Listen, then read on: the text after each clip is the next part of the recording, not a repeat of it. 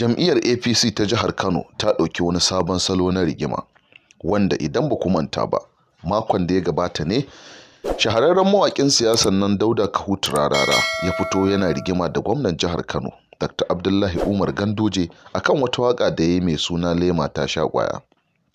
Dauda Kahutu Rarara ɗin dai ya bayyana bayanai da yawa wanda makarraban gwamnatin jihar Kano su ma suka fito suka mayar masa da martani.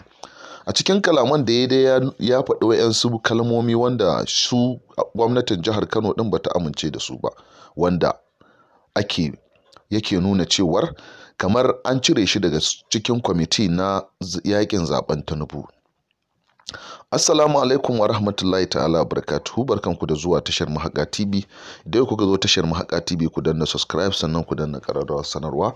Abin da yake faruwa a jihar Kano dai abin ya ba mutane mamaki, ganin yadda Dauda Kahutu Rarara ya fito ya yi wa'yansu bayanai wanda mutane ba su gamsu da shi ba. Ba a jima da Dauda Kahutu Rarara ba sai aka ga Alhassan Ado Doguwa da shi da Murtala Sulangaro shi ma sun naɗa zare ana ta cece kuce, wanda Alhassan Ado Doguwa ya shigo cikin gidan gwamnan ɗan takarar gwamna kenan, wato Nasiru Yusuf Gawuna, inda ya zo ya tadda su suna mitin ɗin su ke da wuya. Nasiru Yusuf Gawuna yana mitin da shi da Murtala Sulangaro da masu faɗa a ji na jam'iyyar APC, sai aka ga Alhassan Ado Doguwa ya fito yana surutai yana cewa ba a gaya masa abu sai dai abin wahala in ya zo.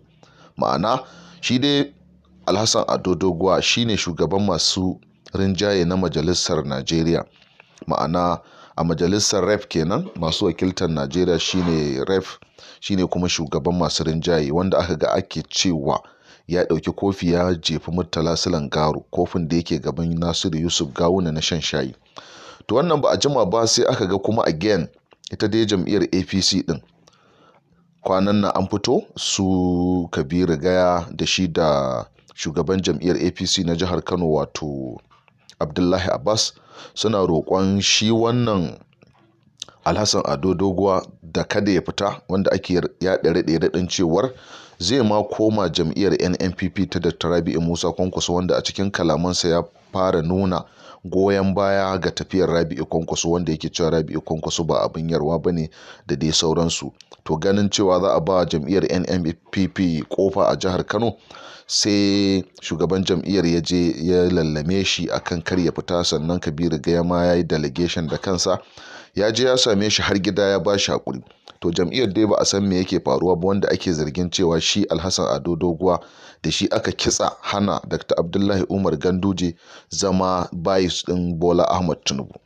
To wannan ke da wuya sai aka ga kuma ana ci gaba da sa'insa da cece kuce, wanda har ta kai ga Nasiru Yusuf Gawuna shine dai ya shiga tsakanin rigimar Murtala Sulangaro, wanda shi Murtala Sulangaro din ya sa a sauke duk wata fasta ta Alhassan Ado Doguwa, wanda shi ma Alhassan Ado Doguwa ya jagoranci bikin yage fastar Murtala Sulangaro. Wannan ne abin da yake faruwa a jam'iyyar APC, duk da dai cewa ga zaɓe na karatowa kuma ga irin dambarwar da take faruwa. Wasu suke ganin cewa idan ba su tsaya sun nutsu sun ɗinke barakarsu ba, to suna iya shan ruwa a zaben mai zuwa, duk da dai cewa a ɓangaren mawaƙa ma shahararren mawaƙinsu ya bar su ya koma tafiyar shi a ban sharaɗa. To jam'iyyar APC dai tana fuskantar irin wannan rigingimu a jihohin Najeriya gabaki ɗaya, gama har da shugabancin ƙasa, ma'ana fada shugaban ƙasa ma an jiyo cewa akwai mutanen da shi kansa ɗan takarar shugaban ƙasa wato Bola Ahmad Tinubu ya ware su baya yi da su, wanda suke ganin kamar za a iya masa antifati. To ko mai ma menene dai mutanen Najeriya sun zuba ido domin su ga yadda za a karke a zaben 2023, wanda cewa idan mutum ya shuka abin da ya shuka zai iya girba. Kar ku manta idan kuka zo tashar Mahaƙa ku danna subscribe sannan ku danna ƙararrawar sanarwa, ta inda idan mun ɗora sabon bidiyo za ku dinga samun sa kai tsaye. Tashar Mahaƙa TV tashar ku ce, sai mun sadu da ku a bidiyon mu na gaba. Kar ku manta da sharing da like, domin ta haka ne bidiyon mu zai dinga yaduwa. Sannan kuma idan mutum yana da tambaya yana iya mana magana a comment a description, ma'ana comment ana iya tafka muhawara a comment a description domin a ga menene mafita a cikin jam'iyyar APC ta jihar Kano. Muna so mu ji daga gare ku, ga duk masu bibiyar wannan channel muna buƙatar mu ga gudunmuwarsu a comment ɗinmu na ƙasa, ma'ana gwanda za ka yi magana kenan. Sai mun ji daga gare ku. Tashar Mahaƙa tashar ku ce.